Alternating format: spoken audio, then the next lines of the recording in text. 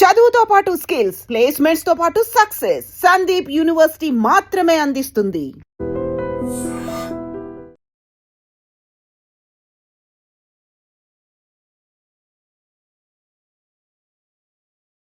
నమస్తే, welcome to I dream talking point with కవిత.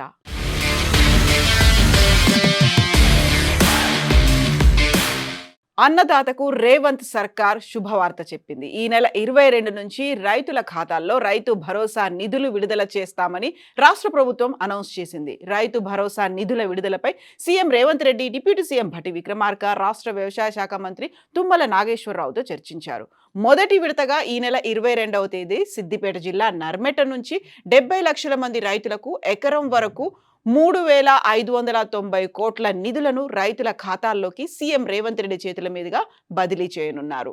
మరో 20 రోజులకు 2,650 కోట్ల రెండో విడతలో రైతుల ఖాతాల్లో జమ చేయనున్నారు. ఏప్రిల్ నెలాఖరులోగా మిగిలిన రైతులకు మూడో విడత రైతు భరోసా పంట పెట్టుబడి సాయాన్ని వారి ఖాతాల్లోకి బదిలీ చేయాలని ప్రభుత్వం నిర్ణయించింది. మొత్తంగా 1,50,000 కోట్ల ఎకరాలకు సంబంధించి 9,000 కోట్లు రైతు భరోసా నిధులు అన్నదాతల ఖాతాల్లో జమ కానున్నాయి. ప్రభుత్వ నిర్ణయం పట్ల రైతులు హర్షం వ్యక్తం చేస్తున్నారు. పంట సాగుకు సిద్ధమవుతున్న తమకు ఈ సాయం ఆర్థికంగా ఉపయోగపడుతుందని అంటున్నారు రైతులు. ఎకరాకు 12,000 చొప్పున రైతు భరోసా నిధులు ఇస్తున్న సంగతి తెలిసిందే. ఏడాదిలో 2 సార్లు 6,000 చొప్పున రైతుల ఖాతాల్లో ఈ అమౌంట్ను జమ చేస్తున్నారు. ఇప్పటి వరకు రైతు భరోసా పంట పెట్టుబడి సాయం అందని రైతులకు సర్కార్ తీపి కబురు చెప్పింది. కొత్తగా రైతుల నుంచి రైతు భరోసా అప్లికేషన్లను కూడా స్వీకరిస్తోంది. కొత్తగా పట్టా పొందిన రైతులు అంటే 2026 ఫిబ్రవరి 28 లోపు పట్టా పొందిన రైతులు కొత్తగా రైతు భరోసా కోసం దరఖాస్తు చేసుకోవచ్చు. రైతు వేదికలు వ్యవసాయ విస్తరణ అధికారులను కలిసి అప్లికేషన్లను ఇవ్వవచ్చు. అందుకు రైతులు తమ ఆధార్ కార్డ్, పట్టా, పాస్ పుస్తకం, bank account xerox, Rythu Bharosa application ఫామ్తో పాటుగా ఇవ్వాల్సి ఉంటుంది. ఆ ఫామ్లో పూర్తి వివరాలు నింపి రైతు వేదికల్లో అందజేయాలని వ్యవసాయ అధికారులు సూచిస్తున్నారు. కొత్తగా పట్టాలు పొందిన వారు వెంటనే దరఖాస్తు చేసుకోవాలని సలహా కూడా ఇస్తున్నారు.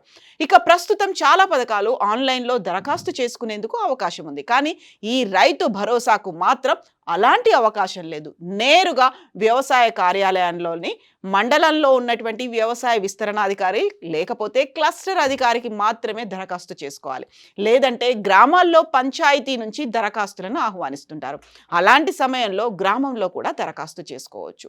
ఇక పట్టాదారు పాస్ పుస్తకం జిరాక్స్ కాపీ తప్పనిసరిగా అవసరం ఉంటుంది. అంతేకాదు Aadhaar card xerox copy, bank saving ఖాతా జిరాక్స్తో పాటుగా పథకానికి సంబంధించినటువంటి కంప్లీట్ అప్లికేషన్ ఫామ్ ను పూరించి అందచేయాల్సి అవసరం ఉంటుంది.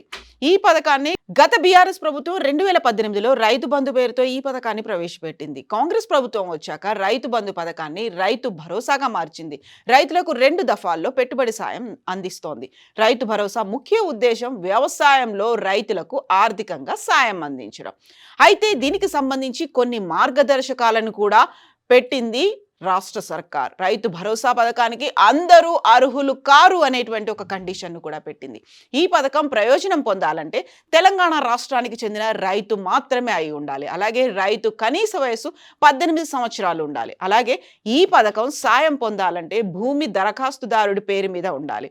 అది కూడా వ్యవసాయానికి అనుకూలమైనటువంటి భూమే ఉండాలి. ఆ భూమి ధరణి పోర్టల్లో నమోదై ఉండాలి.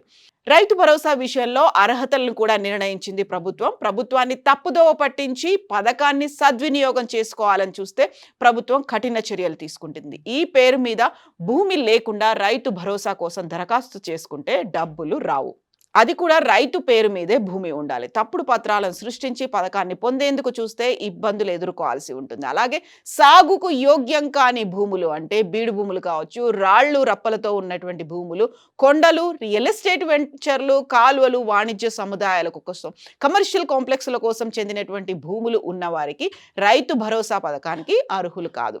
ఇలాంటి భూమి ఉండి దరఖాస్తు చేసుకుంటే పథకం సాయం అందదు అనేటువంటి మాటని ఇప్పుడు వ్యవసాయ అధికారులు ప్రభుత్వం కూడా చాలా గట్టిగా చెప్తోంది.